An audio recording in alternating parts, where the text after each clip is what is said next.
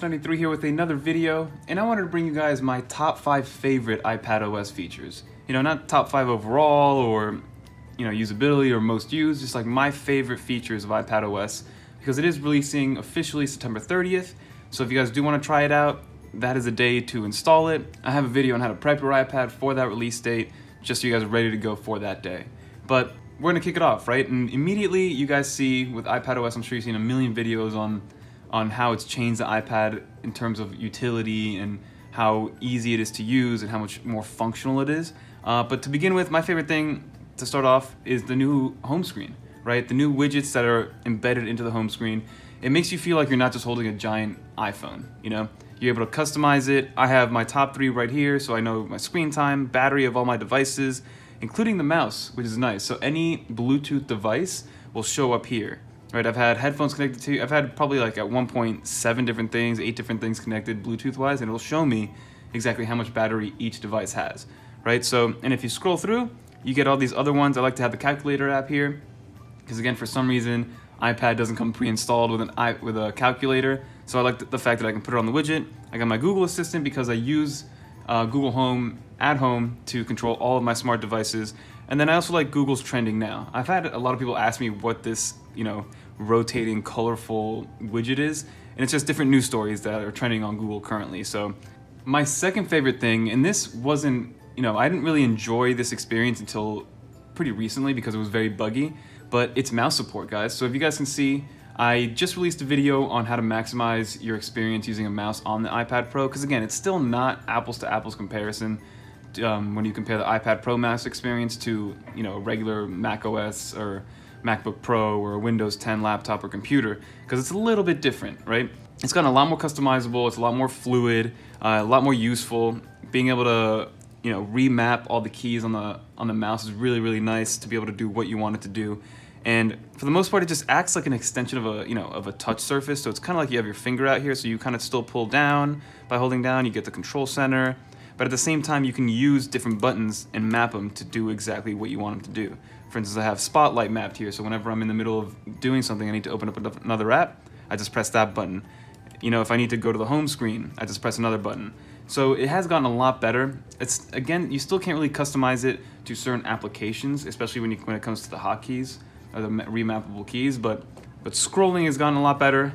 As you guys can see here, I'm using the little scroll pad right here. It's very, very nice, very functional. It knows when you're on different parts of the screen, which is nice. So if I move the mouse here, it's moving this up and down. If I move the mouse here, it's moving that up and down. So it's really nice, and you can really customize it to how you want, from cursor color to cursor size to cursor speed and all the above.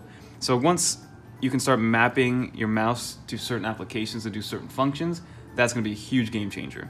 Number 2 is the new version of multitasking, right? So multitasking did exist on iOS 12, but it was very, very vanilla. So now what I like, but right now, since I'm on the beta, it really only works for Apple-specific apps, having multiple instances of the same app, right? So if I open up Safari, open up a new tab, say I want to go on apple.com, do some research or something, what I can do now, before you used to not be able to have are different instances of the same application, which was kind of detrimental because if you have 2 Safari windows open, you got to keep switching back and forth. So now you just hold it down. It's very, very user-friendly. You know exactly what to do, and you can keep doing that, right? And on top of that, you can also have, another Safari window if you really, really want, right in the, that pops up right here. So I love the fact that there's a new slide overview. I like that with the Apple apps, you can have multiple instances of that same application, and I'm sure when it officially releases, a lot more third-party providers or third-party applications will be able to have this same function. For instance, Chrome is unable to do that right now. So I have all these tabs open. If I try to drag one, it won't let me. It kind of just stays there. So that's an issue with Chrome, especially because I'm a Chrome user specifically.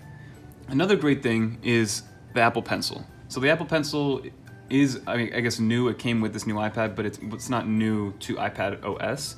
But the functions of the Apple Pencil are really, really new. For instance, the latency on this pencil has gotten even more than 2 times better. So being able to take notes on here, as you guys see, I have notes. It's a lot, it's a lot better. It's a lot more fluid, very responsive. You can't really tell, but one other feature that I really, really like is before, when you wanted to take a screenshot, you would have to do, the home and the volume up button, which you still can do. But when you have the Apple Pencil, it doesn't work with your finger, only with the Apple Pencil. You swipe up from the right or from any corner, automatically gets you into a screenshot mode. And then on top of that, you can, of course, you can mark it up, say, hello, subscribe. But on top of that, you can also take a full image or a full page image. So if you want to send a whole document and kind of slide through the document, you can send this entire screenshot. Again, this function only works right now for Apple applications, because I tried it with Chrome. If you swipe up from the bottom to take a screenshot, the screenshot option still works, but the full page option is not up there. So that's something to keep in mind. Again, more applications are gonna have to adopt this once iPadOS officially releases.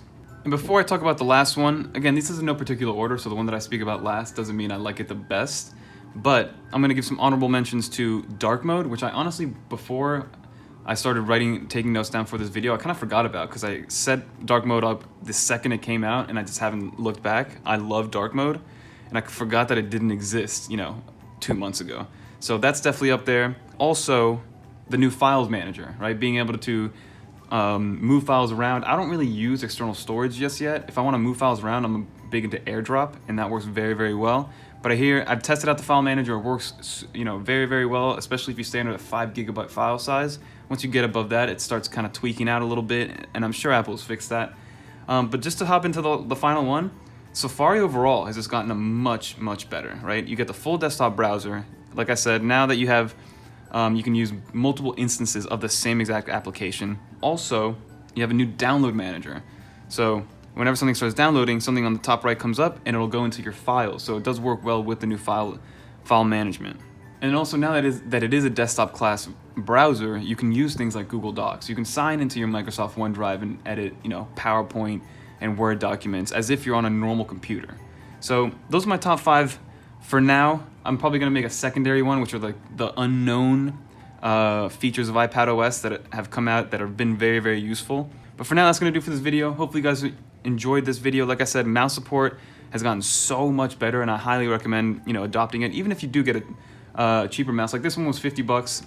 I really, really like this mouse. And even if you go with a dongle mouse and you have, a USB-C hub, those are even cheaper. They're like $15, $20 to get, some sort of mouse experience. But that's gonna do it for this video. Thank you so much for watching. Until next time, don't forget to like, comment, subscribe. Really helps the channel out. Peace.